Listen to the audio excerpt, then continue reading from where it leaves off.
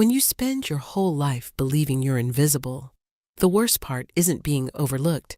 It's the moment someone finally sees you and you realize you were never prepared for their gaze. That's how Lyra's story begins. The day of the great bonding ritual is the day dreams prove to be delusions. They'd been her refuge since childhood, these fantasies of finding her fated mate, of someone choosing her above all others, of the bond mark appearing on her wrist in brilliant silver instead of remaining the dull gray of the unmated. Growing up, she'd clung to the foolish hope that perhaps a kind alpha would see past her lowly omega status, that someday her unremarkable scent would call to someone powerful, that the shame of being forgotten would transform into the joy of being cherished. But hope was a treacherous thing, as it turned out, because when it's finally crushed, you suffer not just the pain of your circumstances, but the ache of having dared to dream at all. The morning mist clung to the sacred grove like ghostly fingers, refusing to lift even as the sun climbed higher. Lyra stood at the very back of the assembled Omegas, her plain brown dress a stark contrast to the silks and satins surrounding her. The bonding ritual happened only once every 5 years, and every unmated Omega in the kingdom was required to attend. At 22, she was among the oldest here. Most Omegas found their mates by 18. Those who didn't were considered defective, their sense too weak to attract a worthy alpha. Matron Vera, the stern woman who ran the Omega house where Lyra had lived since her parents died when she was 10, constantly reminded her of this harsh reality. "Stand straight!" Matron Vera hissed now, her voice dripping with disapproval. "You're representing our establishment, even if you're hardly our best advertisement." Lyra's cheeks burned with familiar shame, but she straightened her spine. Around her, the other Omegas preened and whispered, their excitement palpable like electricity in the air. They wore their finest dresses, their hair arranged in elaborate styles that must have taken hours, their pulse points dabbed with expensive enhancing oils to make their scents more alluring to potential mates. Lyra had none of these luxuries. Her mousy brown hair hung in a simple braid down her back, woven with nothing more than a strip of plain cloth. Her dress, while clean and carefully mended, had been patched so many times the original fabric was barely visible beneath the repairs. And her scent, what little there was of it, smelled of nothing more exciting than the herbs she tended in the Omega House garden. The drums began to beat with deep, resonant tones that seemed to vibrate through the earth itself, signaling the arrival of the alphas. Lyra's heart hammered against her ribs as the first figures emerged from the forest path like hunters seeking prey. These were the elite of their society, wealthy merchants with soft hands, respected craftsmen with proud bearings, minor nobles with entitled expressions, and warriors whose scars spoke of battles won. The ritual itself was elegantly simple in concept, brutally efficient in execution. The alphas would walk among the Omegas, following their noses to find a scent that called to their inner wolf. When they found their match, they would offer their claiming bite. The Omega could accept or refuse, though refusal was rare and often led to a life of shame and isolation. Lyra watched with growing melancholy as the first alpha, a broad-shouldered man with silver threading his temples, approached their group. His nostrils flared as he scented the air with practiced efficiency, and his predatory gaze locked onto Celestine, a golden-haired Omega who stood near the front like a flower seeking sunlight. The girl's cheeks flushed pink with excitement as he approached, and when he extended his hand with formal grace, she took it without the slightest hesitation. The assembled crowd murmured approval as their bond marks flared to brilliant life. His appearing on his neck, hers materializing on her wrist, both glowing with the deep blue of a true mating bond. The sight made Lyra's chest ache with a longing she tried desperately to suppress, knowing such dreams were not meant for someone like her. One by one, the alphas moved through the crowd with the confidence of those accustomed to having their pick of available options. Some found their matches quickly, drawn by instinct to the Omega, whose scent sang to their wolf like a perfect melody. Others took their time, sampling different scents like connoisseurs at an expensive wine tasting. Each successful pairing was celebrated with enthusiastic cheers and well wishes from family and friends. Lyra remained untouched, unseen, forgotten in the shadows. She'd expected this outcome, had mentally prepared herself for it, but the reality still stung like salt in an open wound. As the morning wore on relentlessly and the crowd gradually thinned, she found herself surrounded by empty space. The other Omegas had either been claimed by satisfied alphas or had positioned themselves closer to the remaining unmated males, leaving her isolated at the back like a discarded afterthought. "Still here, I see," Matron Vera said, appearing beside her with false sympathy dripping from every carefully chosen word. "Well, perhaps one of the lesser alphas will take pity on you before the day ends. There's always a few desperate enough to settle for whatever remains." The words hit Lyra like physical blows, each one carefully calculated to wound and diminish.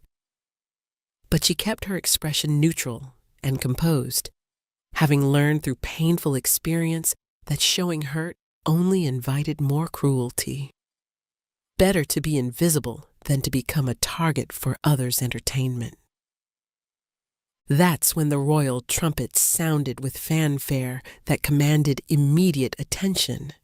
The remaining crowd fell silent as death itself, as a new procession emerged from the forest with ceremonial pomp. Royal guards in midnight blue armor flanked a figure that made Lyra's breath catch in her throat like a trapped bird. Alpha King Kieran Blackthorn was even more imposing in person than in the formal portraits that hung in the Omega House common room. Tall and broad-shouldered, with the build of a warrior, with dark hair that gleamed like a raven's wing and eyes the color of winter storms, he moved with the fluid grace of a born predator who had never known fear. But it was his scent that truly marked him as royalty among mortals. Raw power and ancient pine forests, lightning during summer storms and well-oiled leather. Something wild and completely untamed that made every Omega present go weak in the knees with instinctive submission. Even from her position at the very back of the assembly, Lyra could feel the overwhelming pull of it, the way her wolf wanted desperately to submit to such magnificent dominance. "His Majesty honors us with his presence," the High Priestess announced with a voice that trembled slightly with awe and carefully concealed fear. "The Alpha King seeks a mate to share his throne and bear his heirs." Excited whispers rippled through the remaining Omegas like wildfire spreading through dry grass. To be chosen by the king himself was the highest honor imaginable, a fairy tale come to life. His mate would become queen, would bear the next generation of royalty, would want for nothing for the rest of her pampered days. It was the stuff of childhood dreams, the fantasy every Omega girl harbored in the deepest corners of her heart. King Kieran's piercing gaze swept over the assembled Omegas with cool indifference that bordered on disdain. He was 31 years old, and had never taken a mate, claiming publicly that none had proven worthy of sharing his throne. The kingdom's council had been pressuring him for years to choose to secure the royal succession, but he'd resisted all attempts at arrangement until this moment. He began to walk among the remaining Omegas with deliberate slowness, his expression unreadable as carved stone. Lyra watched in fascination as he paused before the most beautiful among them. Seraphina, with her silver gold hair that caught sunlight like spun metal and sapphire eyes that promised intelligence and grace. The Omega practically glowed under his intense attention, her natural scent sweetening with arousal and desperate hope for royal favor. But after a long, considering moment that seemed to stretch for eternity, the king moved on without a word. He stopped next at Rosalind, an Omega known throughout the kingdom for her sharp intelligence and silver tongue. She curtsied with practiced grace, offering him a shy smile that had charmed dozens of lesser suitors over the years. Again, he studied her with that unreadable expression for what felt like hours before continuing his methodical circuit without offering any indication of interest. One by one, systematically, and without explanation, he rejected them all. Each dismissal sent murmurs of genuine shock through the crowd like ripples on a disturbed pond. These were the finest Omegas in the entire kingdom, each one beautiful beyond measure, accomplished in the arts expected of their station, worthy of any alpha's devoted attention. Yet none seemed to satisfy the king's impossibly exacting standards. Lyra found herself holding her breath unconsciously as he approached her section of the grove with that same measured pace. She pressed herself back against the ancient oak tree behind her, hoping its rough bark would somehow make her invisible to royal scrutiny. The last thing she needed was for the king to notice her, only to publicly dismiss her like all the others, adding royal rejection to her growing list of humiliations. But as King Kieran drew closer with predatory focus, something unexpected happened. His confident steps slowed noticeably. His aristocratic nostrils flared wide, and his head turned slightly, as if catching an entirely unexpected scent carried on the morning breeze. His storm-gray eyes swept over the remaining Omegas with sudden sharp intensity, searching for the source of whatever had captured his attention. And then, impossibly, his penetrating gaze landed directly on her trembling form. Lyra's entire world tilted violently on its axis. The king was looking at her, really, truly looking at her, with an intensity that made her skin feel too tight and her breath come in short, panicked gasps. His eyes narrowed with what might have been recognition or interest, and he took a deliberate step closer that brought his overwhelming presence into her personal space. "You," he said clearly, his deep voice carrying easily across the suddenly silent grove. "Step forward immediately." The grove fell so completely silent that Lyra could hear her own heartbeat thundering in her ears like war drums announcing an execution. Every eye in the assembly was fixed on them with laser focus, every breath held in stunned anticipation. She could feel the shock radiating from the crowd in almost physical waves, could practically hear their collective thoughts screaming in utter disbelief. The king wants to claim her? The forgotten one? The worthless nobody who stands in shadows? I dot. Lyra's voice failed her completely, the words dying in her throat like flowers touched by killing frost. The king's undivided attention felt like standing too close to a raging bonfire, overwhelming, dangerous, likely to burn her to ashes if she wasn't extremely careful. "Your Majesty," a smooth, cultured voice interrupted from somewhere in the crowd. Lord Aldrich Ravencrest, the king's chief advisor and closest confidant, stepped forward with barely concealed horror written across his aristocratic features like a tragic mask. "Perhaps we should discuss this matter privately before making any hasty decisions. Surely you don't mean to—" "I mean exactly what I said without any ambiguity," King Kieran replied sharply, without taking his piercing gaze off Lyra's trembling form. His voice carried the absolute authority of someone accustomed to being obeyed without question or delay. "I'm waiting for her answer, and I won't ask again." Lyra's mind raced frantically, like a cornered animal seeking any possible escape from an impossible situation. This had to be some kind of elaborate, cruel joke, perhaps a test designed to humiliate her even further before the assembled nobility. Kings didn't claim forgotten Omega girls who smelled like herb gardens and wore dresses held together with careful patches. Kings claimed beautiful, accomplished Omegas who could grace their throne with dignity and bear strong heirs worthy of royal bloodlines. "Why?" she whispered, the question slipping out before she could stop herself. The single word hung in the air between them like a challenge thrown down, and she immediately regretted her boldness in questioning royalty. The king's dark eyebrows rose slightly in what might have been surprise, and for a brief moment she thought she glimpsed approval flickering in his storm-gray eyes like lightning. "You're questioning my judgment?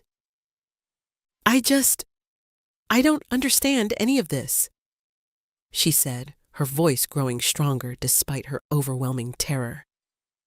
"You could have anyone here, anyone in the entire kingdom. They're all beautiful, all worthy, all everything I'm not and never could be. I'm nothing special, like I said. So why would you possibly choose me?" For a heartbeat that seemed to last forever, something fundamental shifted across the king's granite features. Surprise, perhaps even genuine respect for her honesty and courage. "You want the complete truth? Very well, I'll give it to you. Your scent calls to my wolf in a way that none of the others do, in a way I've never experienced before. When I breathe you in, I taste moonlight dancing on wildflowers, ancient forests untouched by civilization, and hidden streams running clear and pure. You smell like home to me, like peace I've never known." Audible gasps echoed through the crowd like ripples spreading across a still pond. To admit publicly that an Omega's scent affected him so profoundly was a show of vulnerability that kings rarely displayed, especially before an audience of potential political rivals. It was almost scandalous in its raw intimacy and emotional exposure. "But more than that," he continued, his deep voice dropping to a more intimate register that somehow still carried to every corner of the grove, "you're the only one here who isn't desperately trying to impress me with false charm or calculated seduction. You're the only one who seems genuinely afraid rather than coldly calculating your next political move for personal advantage. And you're the only one with enough courage to question my motives directly to my face." Lyra stared at him in complete shock, her mouth slightly agape with disbelief. "Brave? Your Majesty, I'm absolutely terrified beyond words." "Exactly right." His lips curved in what might have been the ghost of a genuine smile rather than the cold expressions she'd seen in royal portraits. "True courage isn't the absence of fear, little Omega. It's choosing to act despite that fear when action is required. So I'll ask you one final time. Would you accept my claim and become my mate? The crowd pressed closer with obvious excitement, their whispers growing louder and more urgent by the second. Lyra caught fragments of shocked conversation drifting on the morning breeze like autumn leaves. She must have used powerful enhancing oils. There's no other reasonable explanation. Probably some kind of dark magic or witchcraft to bewitch him. Absolutely embarrassing for the kingdom to have such a queen. Enough of this nonsense, the king commanded sharply, and immediate silence fell like a heavy curtain dropping. The next person who speaks out of turn will find themselves permanently banished from my lands. This is between myself and Lyra, and absolutely no one else has any say in the matter whatsoever. The casual use of her name, spoken with such easy authority, sent another involuntary shiver racing down her spine like electricity.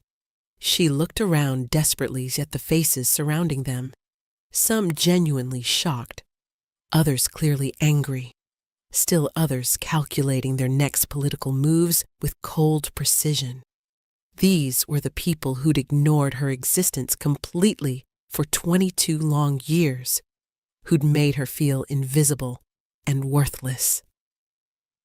Now they hung on her every word as if their own fates were somehow tied to her impossible decision.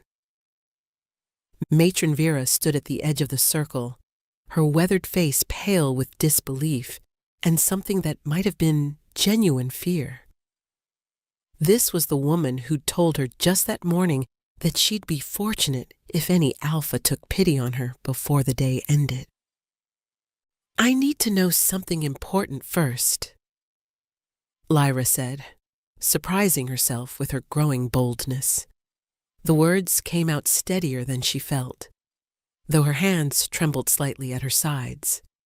The king's advisor made a choking sound of pure outrage, but King Kieran merely nodded with what appeared to be genuine interest. Ask whatever you wish to know. Is this real? She whispered, her voice barely audible above the sound of her own racing heart. Or is this some kind of elaborate test, or punishment, or joke at my expense? I just can't believe that you, of all people in this kingdom, would want someone like me. For the first time since he'd approached her, the king's harsh expression softened around the edges like ice beginning to melt. The rigid lines of absolute authority relaxed slightly, revealing something almost vulnerable underneath the royal mask. Lyra, he said gently, and the sound of her name on his lips made her knees weak. Has anyone in your entire life ever told you that you're worthy of being chosen and cherished? Tears pricked her eyes like tiny daggers, threatening to spill over and humiliate her further before the assembled nobility. No, Your Majesty, never once. Then let me be the first to speak that truth. He reached for her hand with surprising gentleness, his fingers warm and steady as they closed around hers with protective strength. His touch sent electricity racing up her arm, and she had to fight not to gasp aloud at the unexpected sensation. You are worthy exactly as you are. You are enough, and more than enough, and if you'll have me, I would be honored beyond measure to call you mine. The sincerity in his voice broke something loose in her chest, some carefully constructed barrier she'd built around her heart to protect it from exactly this kind of dangerous hope. All her life, she dreamed secretly of someone saying those exact words to her, of being chosen and wanted and valued for who she truly was. But she'd imagined a gentle alpha from her own humble station, someone kind and simple who might overlook her many obvious flaws. She'd never dared to imagine a king offering her a crown. The political implications alone are staggering. Lord Aldrich began desperately. Are completely irrelevant to this decision. The king cut him off with ice in his voice. I rule this kingdom through right of birth and strength of arms, not the other way around. My choice of mate is mine alone to make. Lyra looked down at their joined hands, marveling at the stark contrast. His was so much larger than hers, scarred from countless battles and rough from sword work, bearing the calluses of a warrior king who'd earned his throne through blood and steel. A hand that could command vast armies and reshape entire kingdoms with a gesture. And he was offering it freely to her. The claiming mark on her wrist pulsed faintly, responding to his proximity like a flower turning towards sunlight. It had been gray and lifeless her entire life, marking her as unclaimed and unwanted by any worthy alpha. But now it seemed to shimmer with the faintest hint of silver, as if awakening from a long, dreamless sleep.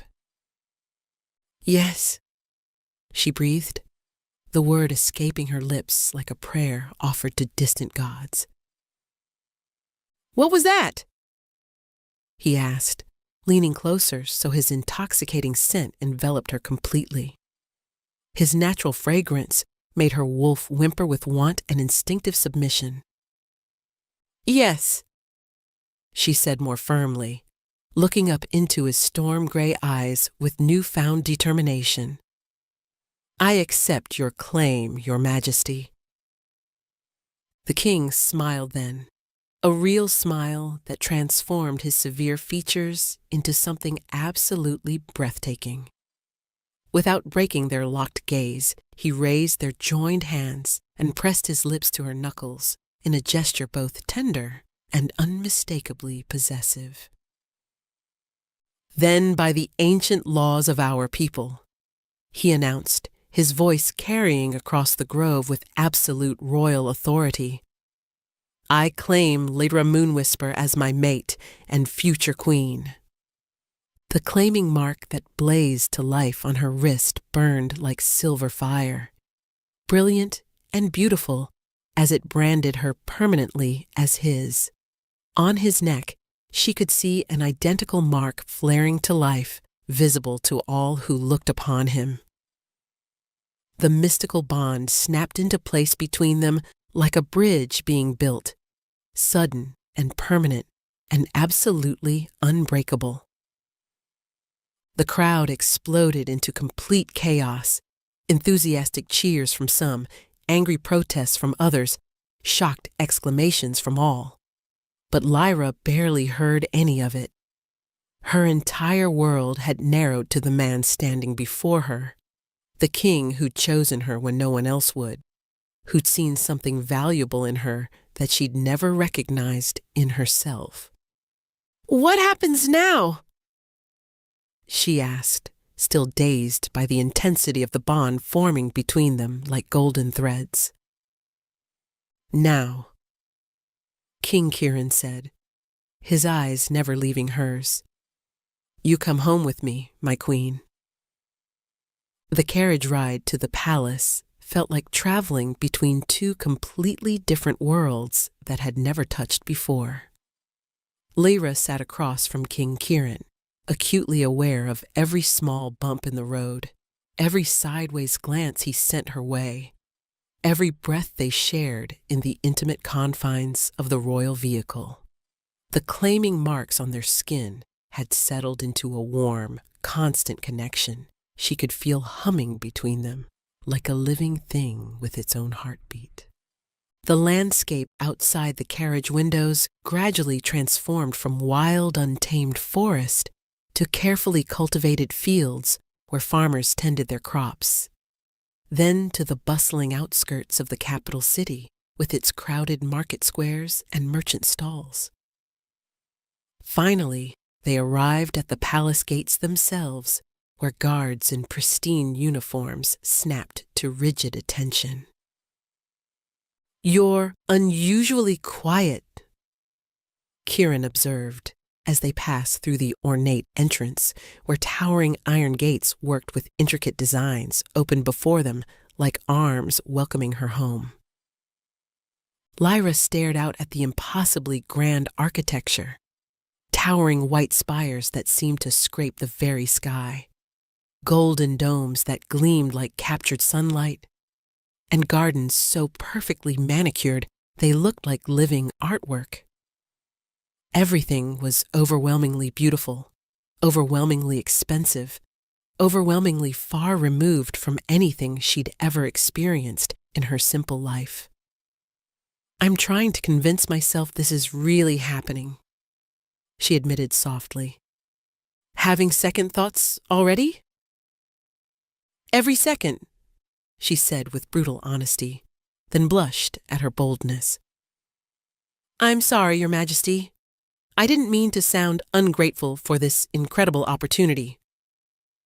"Kieran," he interrupted gently, his voice softer and warmer than she'd heard it yet. "When we're alone together, call me Kieran. And please don't apologize for honesty. It's more refreshing than you could possibly know."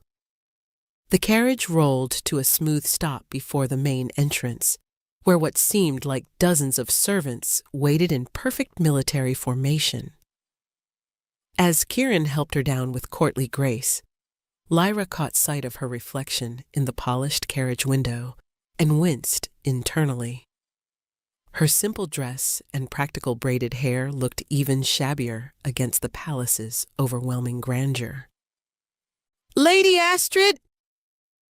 Kieran called to an elegant woman with silver-streaked hair who stepped forward from the precise line of servants. Despite her graceful curtsy, Lyra caught the unmistakable flash of disapproval in the woman's sharp blue eyes. "Please see that Lyra is made comfortable immediately. She'll need quarters befitting her new station and appropriate attire for her position as my mate." Lady Astrid's response was perfectly correct and professionally delivered, but Lyra could hear the strain underneath like a tightly wound spring. "Of course, Your Majesty. Shall I place her in the Rose Suite with the other visiting nobles?" "The Luna Suite," Kieran corrected firmly, his tone brooking absolutely no argument. "She is to be treated with the complete respect due to my mate and future queen, not as a temporary guest." If Lady Astrid was shocked by this pronouncement, she hid it well behind years of courtly training and professional composure. "As you wish, Your Majesty. I shall see to the arrangements immediately." Kieran turned to Lyra, his expression softening in a way that made her heart skip several beats. "I have urgent council meetings that cannot be postponed, matters of state that require my immediate attention and decision. Lady Astrid will help you settle in properly and orient you to palace life and expectations. We'll dine together this evening, and I'll answer any questions you might have." After he left, striding away with that predatory grace that marked him unmistakably as an alpha in his prime, Lady Astrid led Lyra through corridors that seemed to stretch on forever into the distance. The walls were lined with priceless tapestries depicting ancient battles and royal hunts, while marble statues of long-dead kings watched their passage with stone eyes that seemed to judge her worthiness. Servants they passed dropped into practiced bows and curtsies with mechanical precision, but Lyra could feel their curious stares following her like physical touches. She caught fragments of whispered conversations that cut like tiny blades drawn across tender skin. "That's her? Really? She looks so ordinary." Poor thing looks absolutely terrified of her own shadow. Wonder how long this particular arrangement will actually last.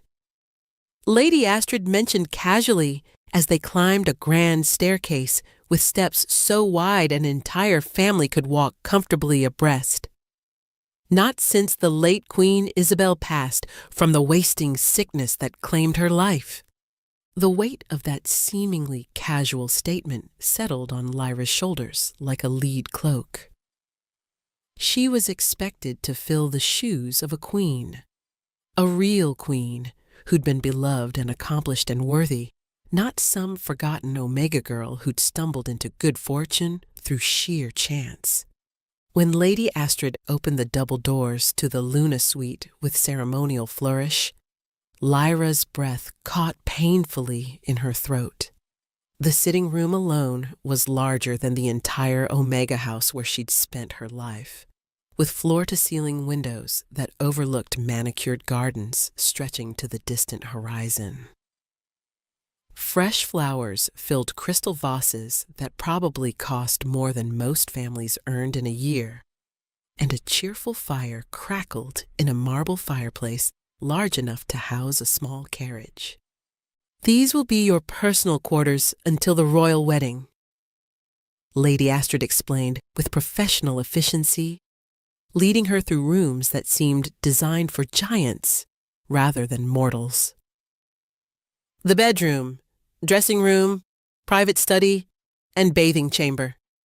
Your ladies-in-waiting will attend you here and help prepare you for your new duties and responsibilities." "Ladies-in-waiting?" Lyra repeated faintly, the words sounding foreign and impossible on her tongue. "3 young noblewomen specially chosen to assist with your daily needs and help prepare you for the complex requirements of royal life. They should arrive within the hour." Lady Astrid's tone suggested she found the entire situation personally distasteful, but was too well-bred to say so directly. "I've also taken the liberty of summoning the royal seamstresses. Your current attire is insufficient for your new position." Lyra looked down at her carefully patched dress, shame burning in her chest like acid. Everything about her was insufficient, inadequate, completely wrong for this glittering world of privilege and power. "Of course, I understand completely. The seamstresses will need to work with exceptional speed," Lady Astrid continued with barely concealed impatience. "His Majesty has announced that your formal engagement ceremony will be held in exactly 3 days' time. The entire court will be in attendance, along with representatives from neighboring kingdoms." 3 days? Lyra sank into a silk-upholstered chair that probably cost more than most people earned in several years, feeling suddenly overwhelmed by the crushing magnitude of what lay ahead. In 3 days, she'd be officially engaged to marry the king in front of hundreds of nobles who already thought she was unworthy, not to mention foreign dignitaries who would judge the entire kingdom based on their ruler's choice of bride. The ladies-in-waiting arrived precisely 1 hour later, as if summoned by some invisible royal signal. Lady Celeste was a blonde beauty with perfect manners and calculating eyes that seemed to catalogue every flaw and weakness. Lady Meredith appeared genuinely kind but nervous, stumbling over her words whenever she looked directly at Lyra. Lady Vivian watched everything with sharp intelligence, as if studying a particularly interesting specimen under a microscope. The royal seamstresses followed in their wake like a small army of determined artisans carrying bolts of silk and satin in every color imaginable. They clucked and tutted as they took Lyra's measurements with professional efficiency, their whispered comments not quite quiet enough to miss. Such an unusual choice for His Majesty to make. Hardly the figure we typically work with for royal gowns. We'll do our absolute best, but we can only work with what we have. Each seemingly innocent comment was like a small cut, reminding Lyra with painful clarity of how utterly out of place she was in this glittering world of wealth and privilege. By the time they finished their meticulous work, her nerves were completely frayed, and her fragile confidence had shattered like spun glass. "I need some fresh air," she told Lady Celeste, who immediately rose to accompany her with the kind of dedicated attention that felt more like surveillance than service.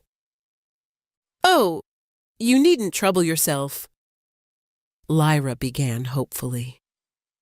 "I'm afraid I must insist on accompanying you, my lady," Celeste said with a bright smile that didn't reach her calculating eyes. "For your safety and proper protocol, of course. We wouldn't want anything untoward to happen during your first day." The palace gardens offered blessed relief from the suffocating atmosphere of ceremony and constant judgment. Ancient trees provided cool shade from the afternoon sun, while fountains created a soothing backdrop of flowing water that helped mask the sound of her racing thoughts. Lyra found a secluded marble bench beside a rose garden and sank onto it gratefully, breathing in the familiar scent of growing things. "You look completely lost."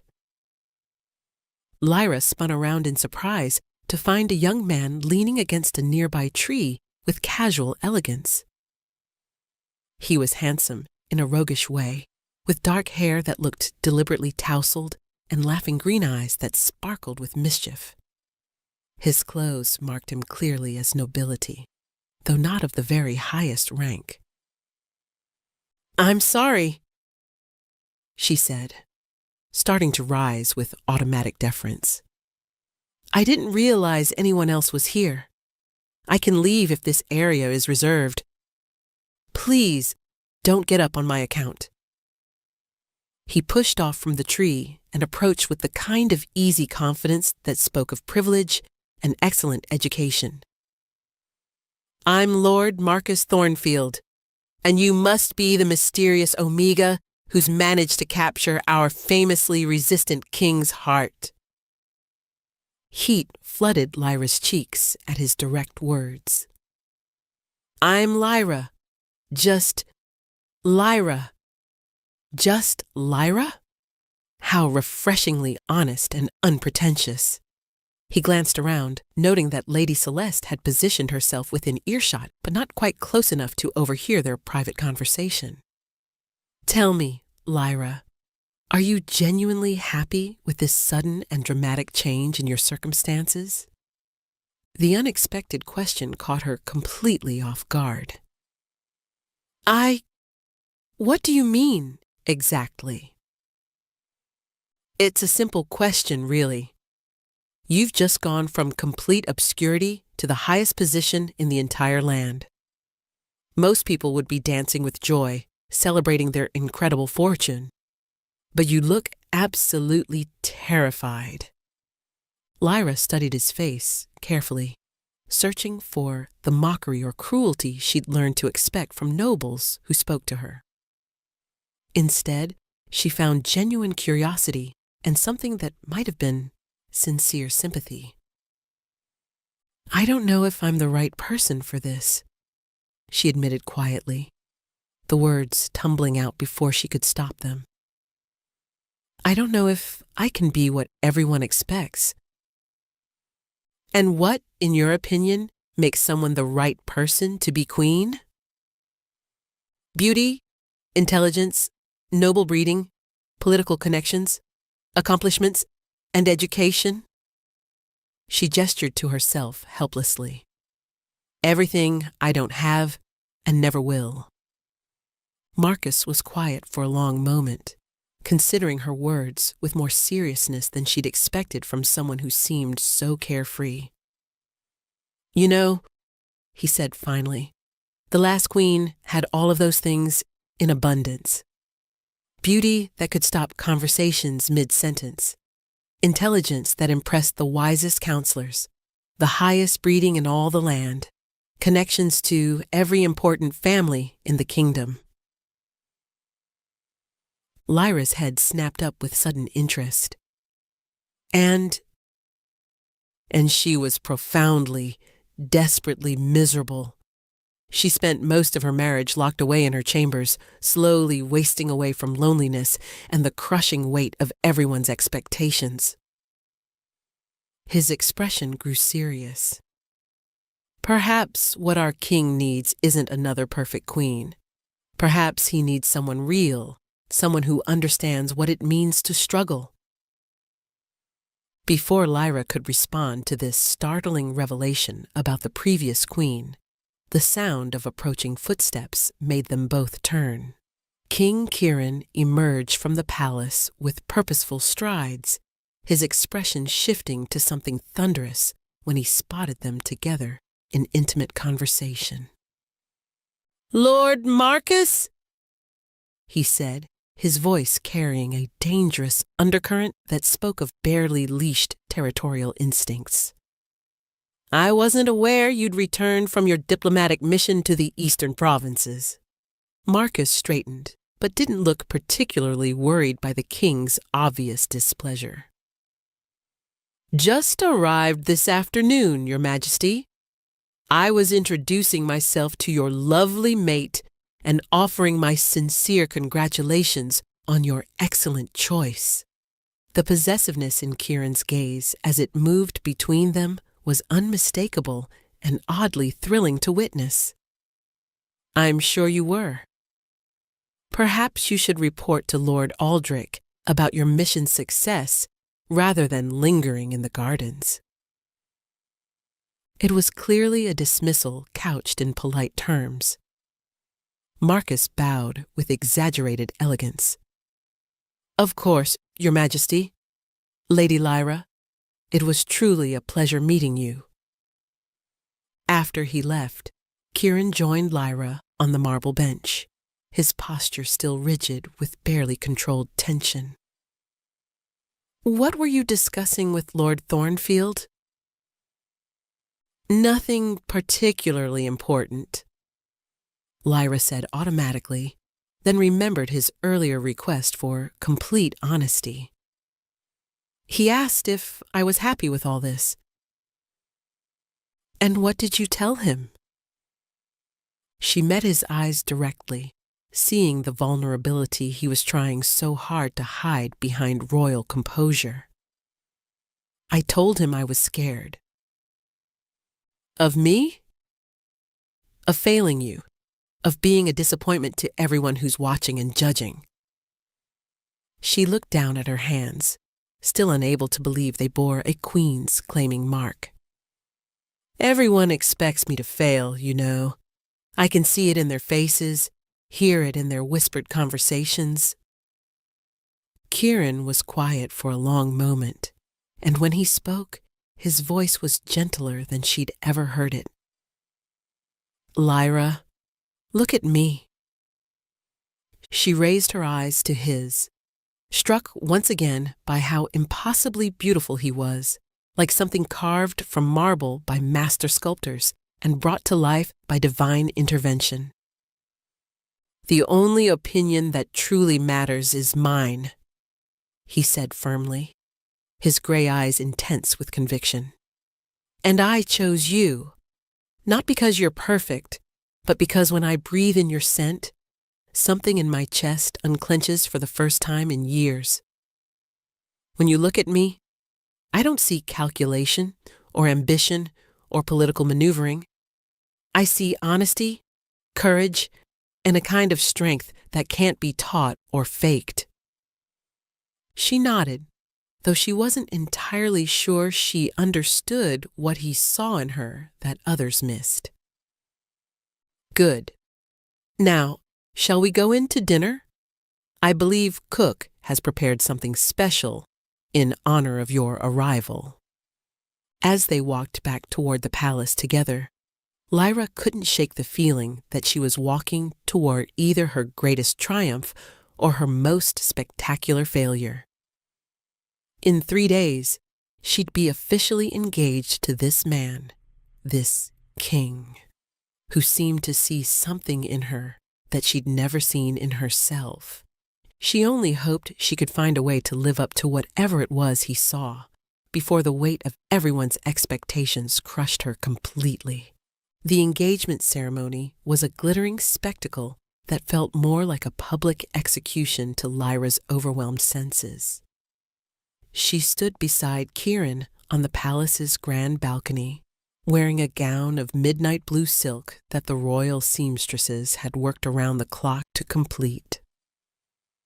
The claiming mark on her wrist had been highlighted with delicate silver embroidery that caught the light with every movement, marking her unmistakably as the king's chosen mate for all to see. Below them, hundreds of nobles filled the courtyard like a sea of silk and precious jewels, their faces upturned in expressions ranging from polite curiosity to barely concealed skepticism to outright hostility. Foreign dignitaries occupied places of honor, their presence adding international weight to what should have been a celebration, but felt more like a trial by fire. Lyra's hands trembled uncontrollably as she gripped the marble balustrade, trying desperately to project a confidence she didn't feel. The weight of so many eyes was absolutely crushing, each gaze feeling like a physical touch, judging her appearance, her posture, her worthiness to stand beside their king. "Breathe slowly and deeply," Kieran murmured beside her, his voice pitched so low only she could hear. "You're doing perfectly. They can sense fear like predators, but they respect strength even more." But Lyra could hear the whispered conversations, even from this great height, carried on the evening breeze like poison designed to wound. "She's pretty enough, I suppose, but hardly what one would call queenly material. I heard she was living in an Omega house like a common servant before this. What could His Majesty possibly see in such an unremarkable creature? Mark my words, this unfortunate arrangement won't last the year." The high priestess concluded the formal announcement with a blessing that seemed to go on forever, her ancient voice calling upon the gods to witness and sanctify this union. When she finally finished with ceremonial flourish, the crowd erupted in polite applause that sounded hollow and forced to Lyra's sensitive ears. Kieran raised their joined hands high above their heads, and the claiming marks blazed with silver light that was visible even to those in the very back of the massive courtyard.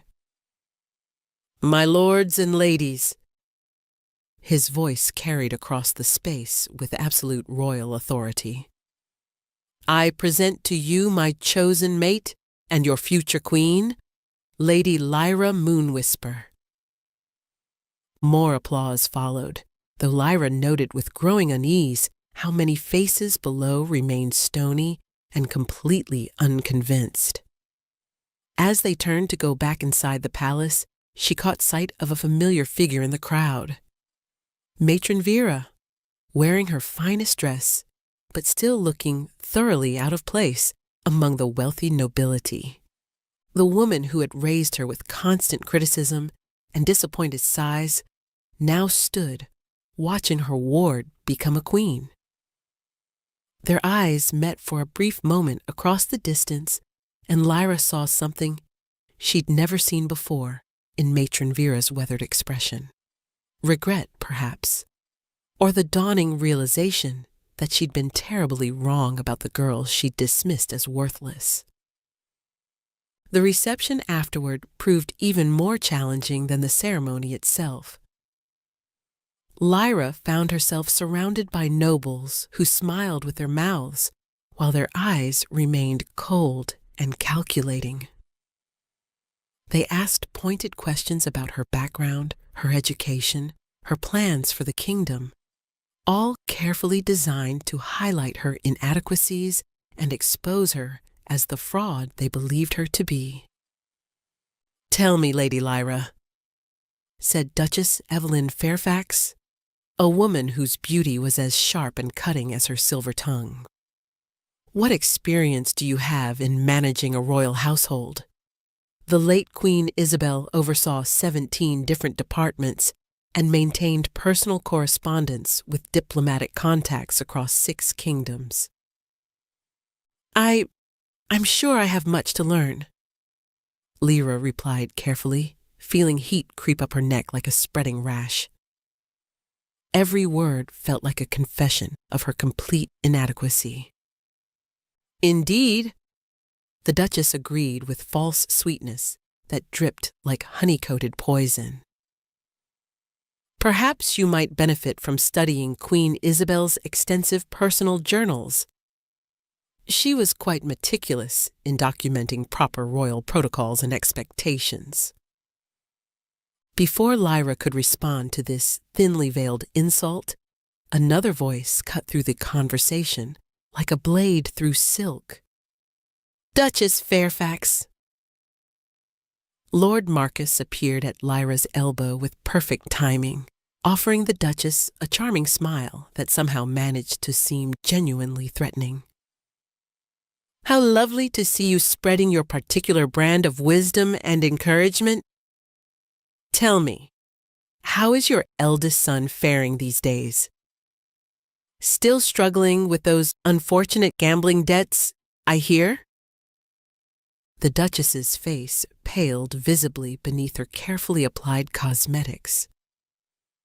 "Lord Marcus, I hardly think this is the appropriate time or place for such— Oh, but I do think it's quite appropriate," he continued with silky smoothness that promised danger. "I find it fascinating how much one learns about the true character of our nobility when they assume no one of real importance is paying attention to their behavior." The Duchess excused herself hastily, practically fleeing to the safety of another conversation circle. Marcus turned to Lyra with a genuine smile that warmed her more than she cared to admit. "Enjoying your engagement party?"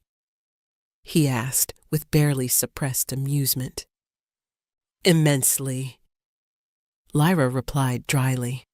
"Nothing I love more than being dissected in public by people who've already decided I'm completely unworthy." Marcus laughed, a rich sound that drew curious glances from nearby conversations. "There's that refreshing honesty Kieran mentioned. Good to see they haven't managed to beat it out of you yet with their protocols and expectations." "Yet being the operative word— Oh, they'll certainly try. Court has a way of grinding down anything real or authentic until it fits their narrow definitions of propriety. But I have a feeling you're made of much sterner stuff than they realize." Before Lyra could ask what he meant by that cryptic statement, Kieran appeared at her side with the swift silence of a hunting cat. His expression darkened visibly when he saw Marcus standing so close to her. "Thornfield," he said coolly, his voice carrying undertones that spoke of barely leashed territorial instincts. "Don't you have somewhere else you need to be?" "Actually, no," Marcus replied with cheerful defiance.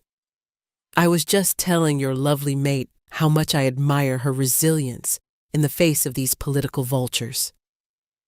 She's handling their attacks with remarkable grace." Kieran's jaw tightened almost imperceptibly. "Lyra doesn't need your protection." "Doesn't she?" Marcus's tone remained light, but his eyes grew serious. "Because from where I'm standing, she's been thrown to the wolves with very little preparation or support. A lesser person might have crumbled under the pressure by now." The tension between the two men was palpable, crackling in the air like electricity before a violent storm. Lyra found herself stepping between them before the situation could escalate further. "Perhaps we should—" she began. "Your Majesty?" Lord Aldrich appeared with his usual impeccable timing, though his face was grim with obvious urgency. "The delegation from the Northern Territories has arrived ahead of schedule. They're requesting an immediate audience regarding the border disputes." Kieran hesitated, clearly unwilling to leave Lyra alone with Marcus and the circling court predators. "It can wait until tomorrow morning." "I'm afraid it cannot, sir. They've brought news of renewed hostilities that require your immediate attention and response." Lyra could see the conflict warring in Kieran's features, duty against desire, responsibility against protectiveness. "Go," she said softly, touching his arm with gentle fingers. "I'll be fine. This is important." He looked like he wanted to argue, but years of kingship had taught him to prioritize the kingdom's needs above personal desires. "I'll return as quickly as possible," he promised, then turned to Marcus with a warning look that could have frozen summer itself. "Behave yourself, Thornfield." After Kieran left, Marcus offered Lyra his arm with exaggerated formality. "Shall we escape to the gardens before the next wave of social assassins descends? I suspect you could use some air that isn't poisoned with false courtesy." The gardens provided blessed relief from the suffocating atmosphere of the reception. They walked in comfortable silence for a while, the soft sound of fountains masking their footsteps and providing privacy from potential eavesdroppers. "You're not what I expected," Marcus said eventually, his tone more serious than she'd heard from him before. "What did you expect? Someone more calculating, I suppose. The kind of woman who would use her sudden elevation to seek revenge on those who wronged her, or to accumulate power for its own sake." He glanced at her sideways. "But you seem genuinely overwhelmed by all this, almost innocent in your reactions." "Because I am overwhelmed," Lyra admitted, stopping beside a fountain whose dancing water caught moonlight like liquid diamonds. "A week ago, I was nobody special. Now I'm supposed to be a queen, and I have absolutely no idea how to do any of it successfully." "What if I told you that the key to being a good queen has nothing whatsoever to do with protocol or politics or knowing which fork to use at elaborate state dinners?" "What do you mean?" Marcus was quiet for a moment, seeming to weigh his words carefully. "The late Queen Isabel, for all her perfection and accomplishments, never really knew the people she ruled. She lived in an ivory tower of privilege, surrounded by luxury and flattery, completely insulated from the struggles of ordinary citizens." "That hardly seems like a failing. Isn't that what royalty is supposed to do?" "Is it?" He turned to face her fully. "Lyra, this kingdom has been ruled by perfection for generations. Beautiful, educated, well-bred rulers who never had to wonder where their next meal was coming from or whether they'd have a roof over their heads tomorrow. And what has that gotten us? A court full of sycophants and a people who feel increasingly disconnected from their leaders." Lyra frowned, considering his words. "You're saying the kingdom needs an imperfect queen?" "I'm saying it needs a real one. Someone who remembers what it feels like to be forgotten, to struggle, to fight for every scrap of dignity and respect." His expression grew earnest. "But they won't make it easy for you. The nobles will test you constantly, trying to prove you don't belong. and some of them will do far more than just test. A chill ran down Lyra's spine, despite the warm evening air. What do you mean by that? Before Marcus could answer, the sound of approaching footsteps made them both turn. Lady Celeste emerged from the shadows between the trees, her face flushed with exertion and something that might have been excitement. "My lady," she said breathlessly, "His Majesty has concluded his meeting and is looking for you. He seemed quite concerned when he couldn't locate you immediately." As they walked back toward the palace, Lyra couldn't shake the feeling that Marcus had been trying to warn her about something specific and dangerous. But warn her about what, exactly? She found her answer the very next morning. Lyra woke to find Lady Astrid waiting in her sitting room with barely concealed agitation radiating from every line of her perfectly composed figure. "My lady," she said without preamble, "there's been what one might call a significant situation that requires immediate attention." "What kind of situation?" Lyra asked, though she suspected she wasn't going to like the answer. "Several of the most prominent noble families have submitted a formal petition to the Royal Council, questioning the validity of your claim to the throne." Lady Astrid's voice was carefully neutral, but Lyra could see the satisfaction gleaming in her eyes like a hidden blade. "They're calling for a test of worthiness to be conducted immediately." Lyra felt her blood turn to ice water in her veins. "What exactly is a test of worthiness?" "An ancient law that allows the nobility to challenge a royal mate's fitness to rule when they believe the choice was made in error or haste. If the challenge is formally accepted, the mate must prove their worthiness through a series of trials designed to test their character, wisdom, and strength." Lady Astrid shrugged with feigned indifference. "If they fail any portion of the testing, if they fail, the mating bond can be dissolved by royal decree, and the king must choose another mate within 1 year's time." Lyra sank into the nearest chair, feeling the room spin around her like a child's top. This was it, the trap that had been waiting for her all along, the proof that she truly didn't belong in this glittering world of power and privilege. Can Kieran refuse the challenge? He could, Lady Astrid admitted with obvious reluctance, but it would be seen as an admission that he doubts your abilities and fitness himself. The political ramifications could be quite significant for his reign and authority. So this was the test Marcus had tried to warn her about, the proof that she truly didn't belong in this rarefied world.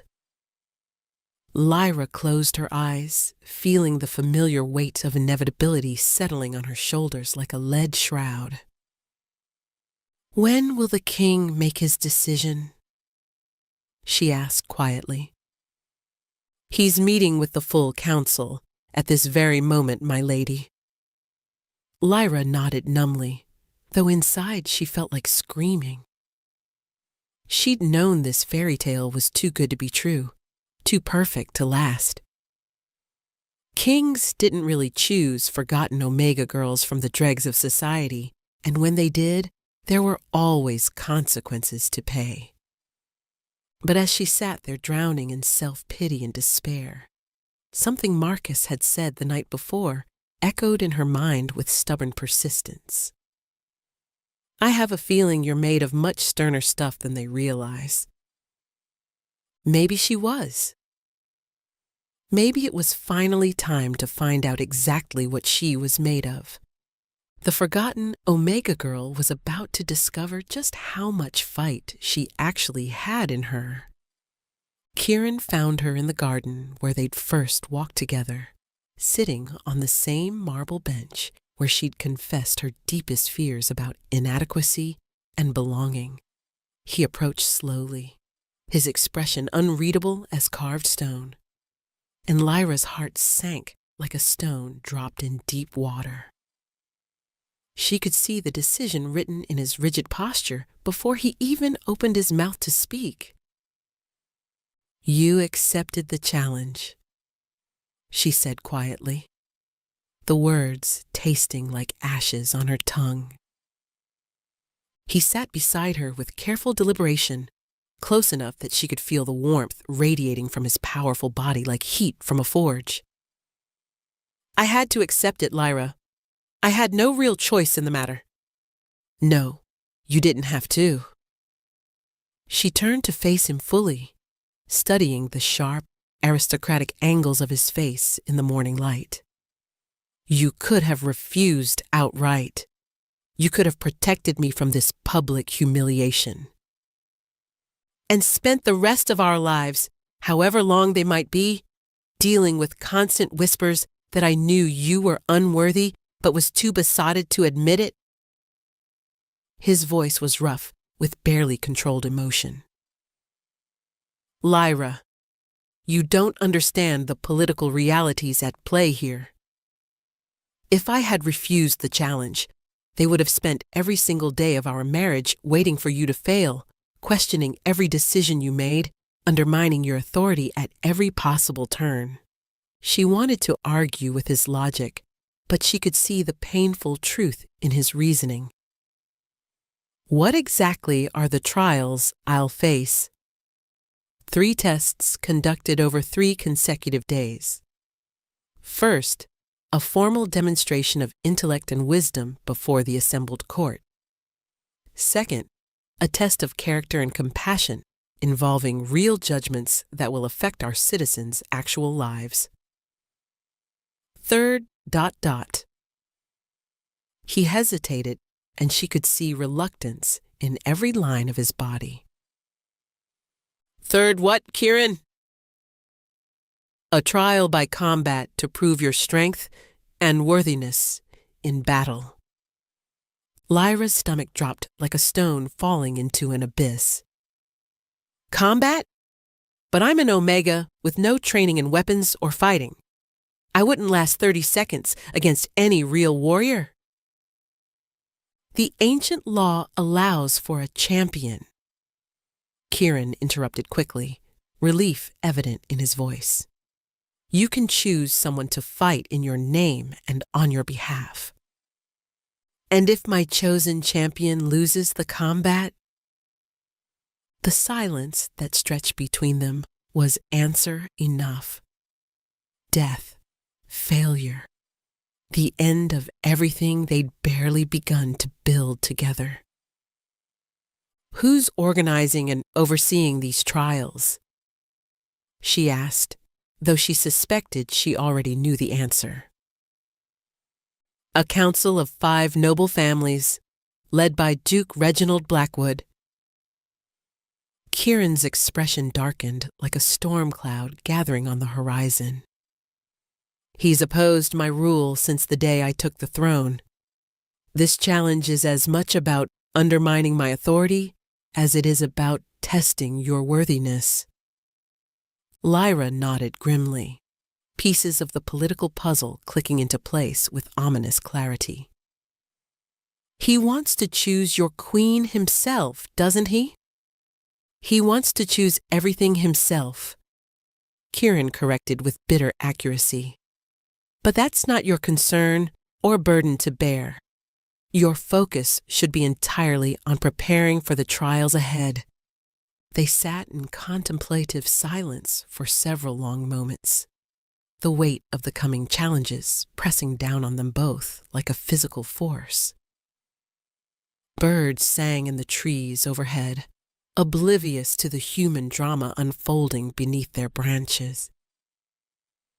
"Kieran," Lyra said finally, her voice barely above a whisper, "what happens if I fail? What happens to us?" He turned to look at her directly, his storm gray eyes intense with conviction and something deeper. You won't fail. I have complete faith in your abilities. But what if I do fail? I need to know what we're risking here. Then we'll face whatever consequences come together, he said firmly, reaching for her hand and threading their fingers together with gentle strength. But I need you to understand something crucial, Lyra. Win or lose, succeed or fail, I chose you.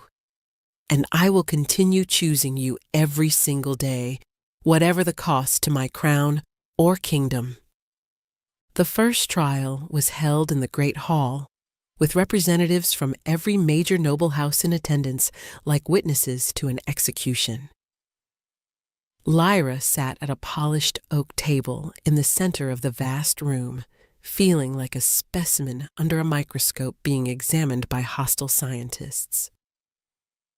The 5 council members faced her from an elevated platform, their expressions ranging from openly skeptical to barely concealed hostile.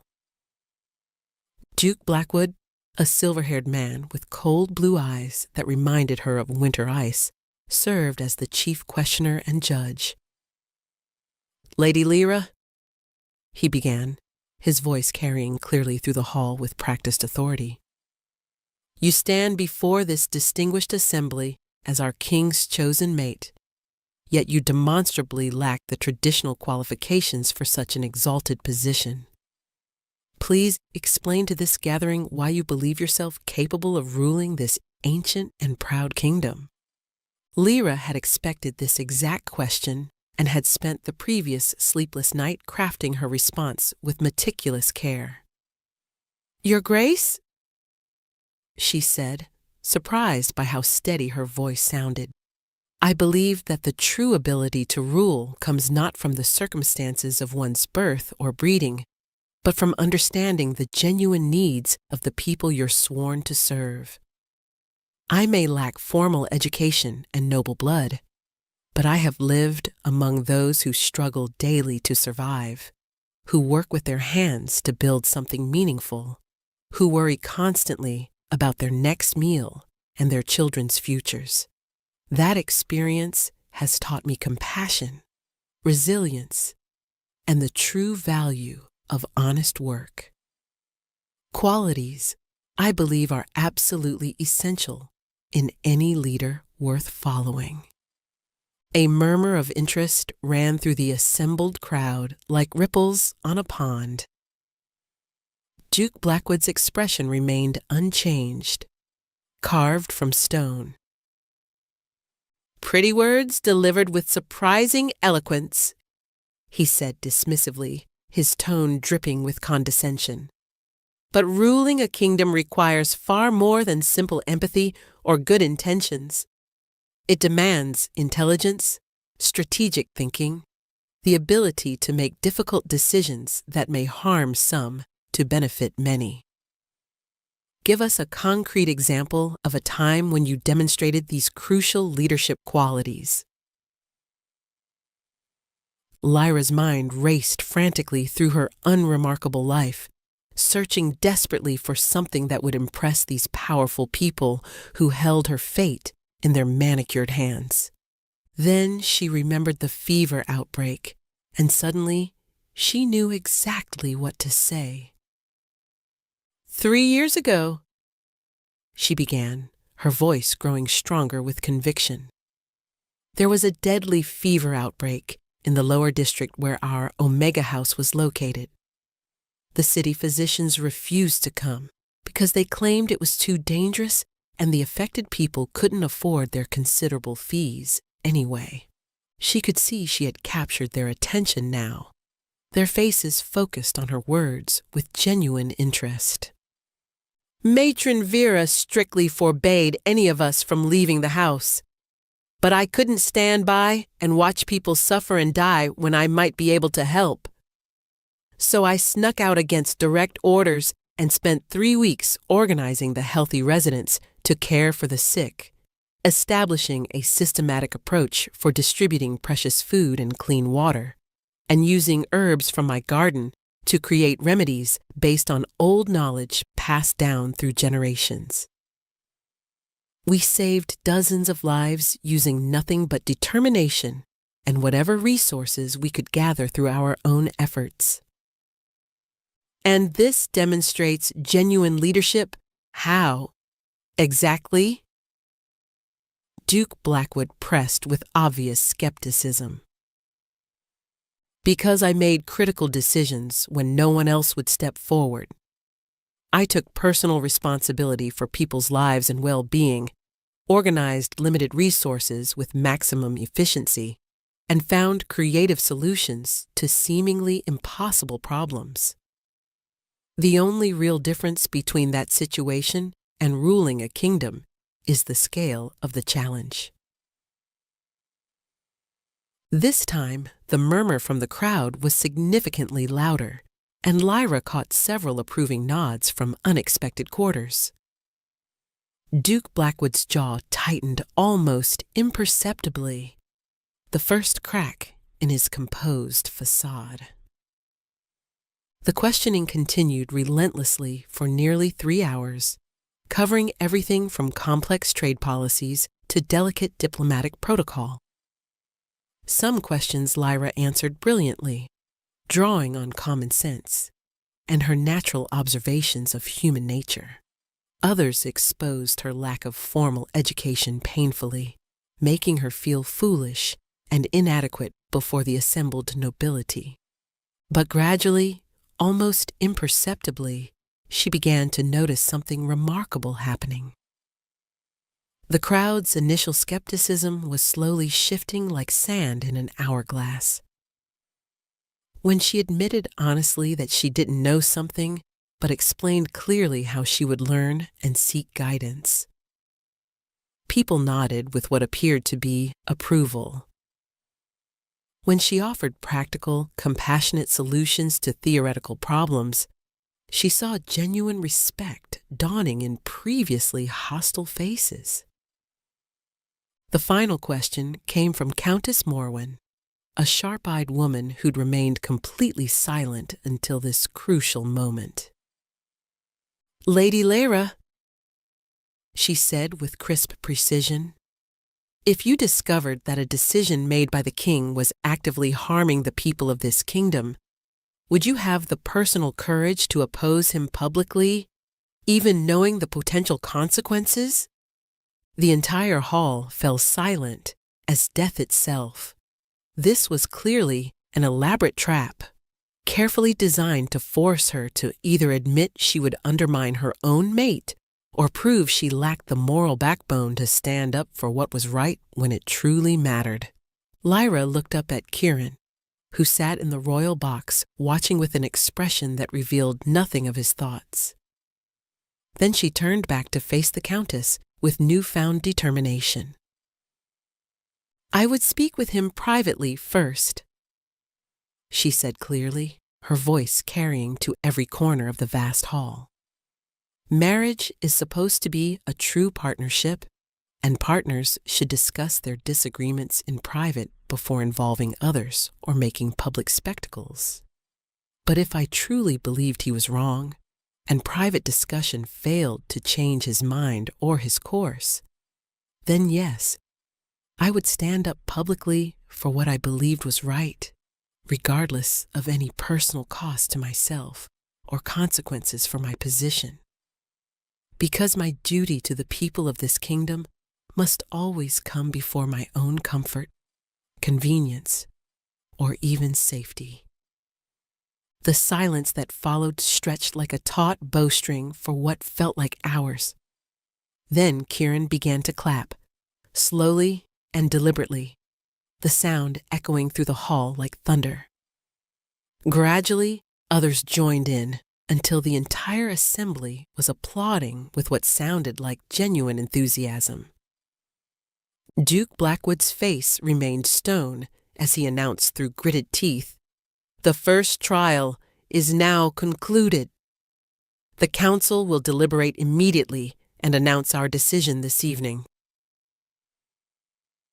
As the crowd began to disperse with excited chatter, Lyra remained seated at the table, suddenly overwhelmed by exhaustion. She'd given everything she had, poured her heart and soul into every answer, but would it prove to be enough? "That was exceptionally well done," a familiar voice said beside her. She looked up to find Lord Marcus approaching, his expression unusually serious and thoughtful. "Was it enough to pass?" she asked, though she wasn't sure she wanted to hear the answer. "For the first trial?" "I believe so. Yes." He glanced around to ensure they weren't being overheard by hostile ears. "But Lyra, you need to be extremely careful going forward. Duke Blackwood looked absolutely murderous when the crowd started applauding your responses. He's not going to make the remaining trials easy or fair." "What exactly do you mean by that?" "I mean the test of worthiness is supposed to be conducted fairly and impartially, but the council has enormous discretion in how they design and implement the specific challenges. And Blackwood has never been particularly concerned with fairness when it comes to achieving his political objectives." A cold chill ran down Lyra's spine like ice water. "Are you saying he'll cheat? That he'll rig the trials against me?"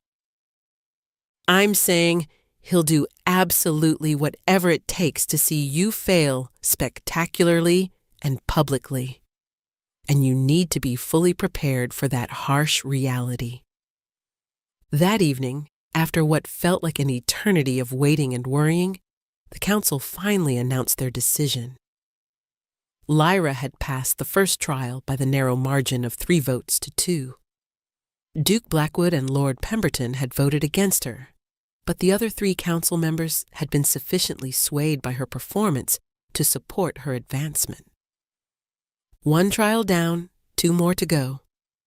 But as Lyra fell into an uneasy sleep that night, she couldn't shake the ominous feeling that the worst challenges still lay ahead, and that her enemies were only just beginning to show their true nature.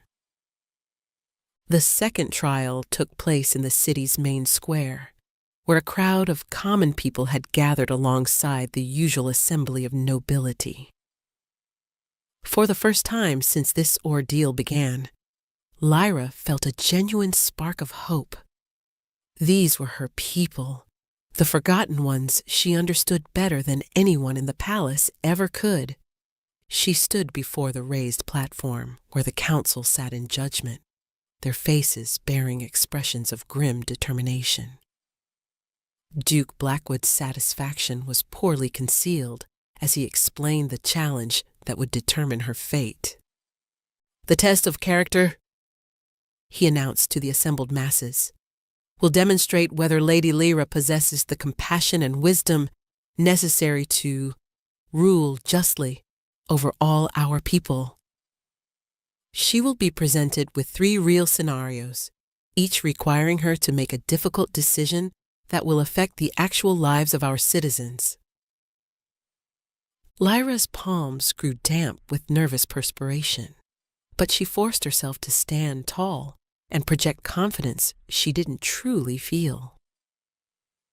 She'd spent the previous night reading every law book and precedent case she could find in the palace library, desperately trying to prepare for whatever challenges they might present. "The first scenario," Duke Blackwood continued with barely concealed anticipation, "involves a legal dispute between 2 families of significantly different social standing. Lord Marcus Thornfield will present the details of the case." Lyra was genuinely surprised to see Marcus step forward, dressed in formal court attire rather than his usual casual elegance. He carefully avoided meeting her eyes as he began to speak in clear, measured tones. "6 months ago, the merchant family Caldwell formally accused the farming family Hartwell of deliberately stealing valuable livestock. The Hartwells deny these serious charges completely, claiming the animals wandered onto their land during the spring storms, and they cared for them in good faith, expecting compensation for their expenses. The Caldwells demand immediate return of their property, plus substantial compensation for lost income and damages. The Hartwells counter that they spent their own limited resources feeding and caring for the animals and deserve fair compensation for their efforts and expenses. Duke Blackwood turned to Lyra with an expression of false concern. Both families are present today, along with witnesses and evidence.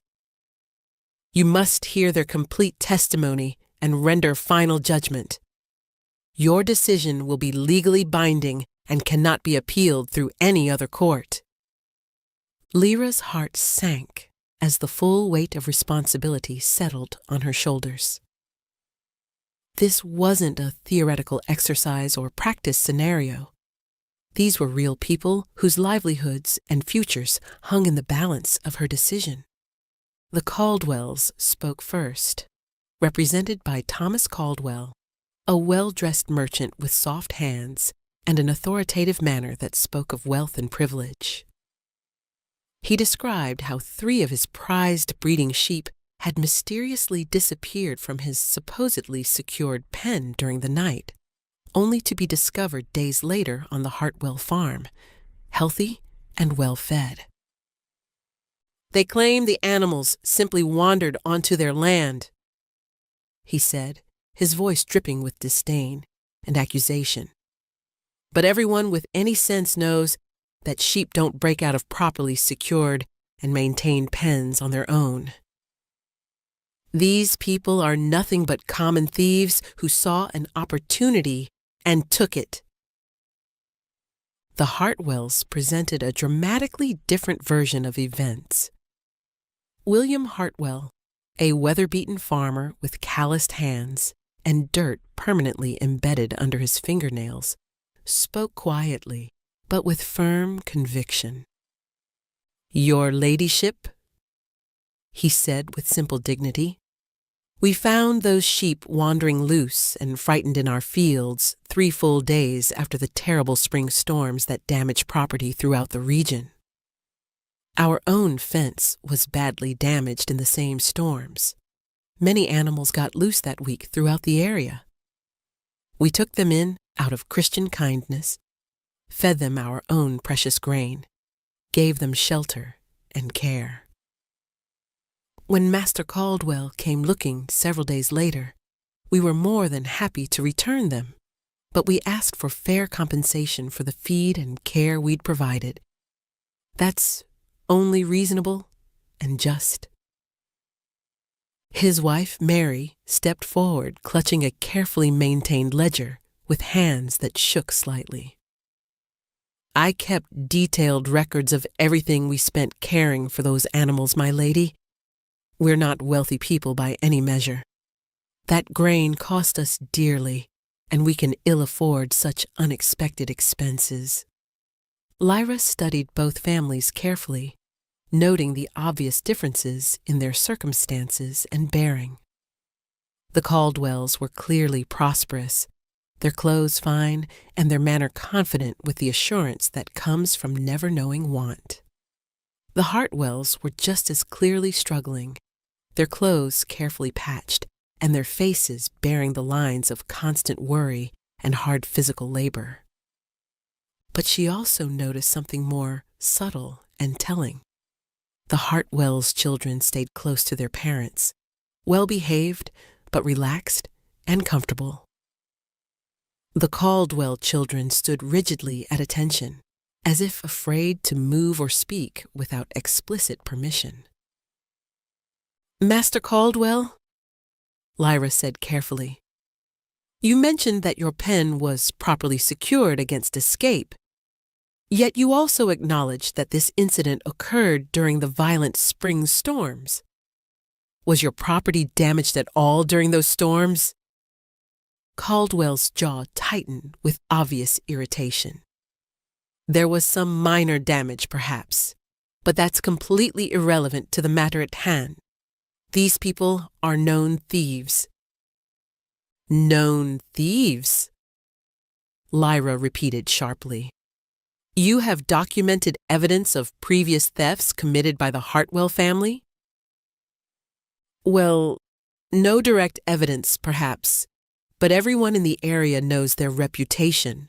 "Master Hartwell," Lyra interrupted, turning to address the farmer directly. "You stated that you found the sheep 3 days after the storms ended. Can anyone verify this timeline and your actions?" "Aye, my lady," he replied immediately. "Our neighbor Jacob witnessed us bringing them in and caring for them. And the village blacksmith can verify exactly when we purchased the extra grain to feed them properly." Lyra considered the evidence carefully, acutely aware that everyone present was watching her every expression and gesture. The legal precedent would be important for future cases, but the perception of fairness and justice was equally crucial. "It seems abundantly clear to me," she said finally, "that both families acted in complete good faith according to their understanding of the situation. Master Caldwell, you lost your livestock through no fault of your own when the storms damaged your property.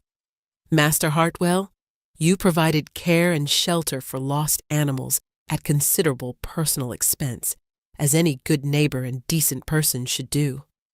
She paused dramatically, looking between the two families with careful consideration. "Therefore, I rule that the sheep should be returned immediately to Master Caldwell, as they are rightfully his property. However, Master Caldwell will fairly compensate the Hartwells for the documented cost of feed and care, as recorded in Mistress Mary's careful ledger.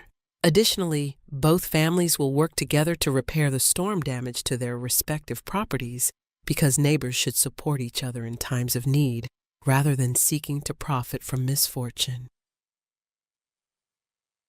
A murmur of warm approval ran through the crowd like a wave. Both families looked genuinely satisfied with the decision, and even Duke Blackwood seemed unable to find any fault with the judgment's fairness and wisdom. The second scenario proved far more emotionally challenging. A young woman named Elena, barely 18 and 7 months pregnant, had been caught stealing bread from a baker's shop. Her husband had died in a tragic mining accident, leaving her with no means of support and no family willing to help. Master Willem, the baker, demanded full punishment under the existing law, public flogging followed by imprisonment. "If we allow thieves to go unpunished for any reason," he argued with righteous indignation, "what's to stop everyone from stealing whatever they need or want?" Elena, little more than a girl herself, stood trembling before the platform, like a leaf in the wind. Her clothes were little better than rags, her face gaunt with hunger and desperation, her swollen belly a stark reminder of the life she carried and needed to protect. Lyra felt physically sick as she contemplated the harsh reality before her. The law was absolutely clear. Theft was punishable by flogging and imprisonment, regardless of the circumstances. But how could any civilized person order a pregnant woman flogged for the crime of trying to feed herself and her unborn child?